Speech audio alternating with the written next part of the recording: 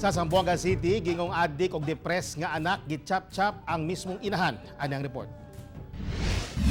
Sobra na kuno ka-adik ang sospek nga nakasinati na depresyon. Hinungdan nga gi-chop-chop niini ang iyang kagulingong nanay sa barangay Sinonok, Zamboanga City. Nahilan ng sospek nga si Dondi Al-Sharif Nur, 46 anyos, ug ang biktima nga senior citizen nga si Nanay Alona Villarreal Nur, 72 anyos.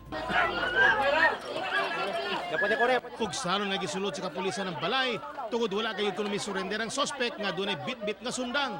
Tinry po namin, sir, ang lahat na kunin siya ng buhay, pero hindi talaga, matigas talaga siya, and then lumaban po siya sa pulis.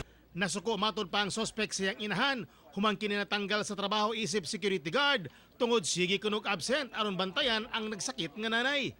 May gamit kinog droga ang sospek og kagahapon. Gilabay niini sa kasagbutan ang sako nga sulod ang gi-chop-chop nga lawas sa iyang inahan. May mga parte kuno nga nawala nga posibleng giluto o gikaon sa sospek base sa impormasyon sa mga silingan nini. Yung nag-negotiate kami kahapon, sabi niya pa sa akin, sabi niya, hindi daw siya makatulog 3 gabi na sa pagbantay ng ano niya. Sa nanay? Sa nanay. Pero ang pagkalam ko, yung lalaki nun, talagang may topak yun. Parang may sakit sa ulo yun. Ako, si Teco Campo, para sa One Mindanao.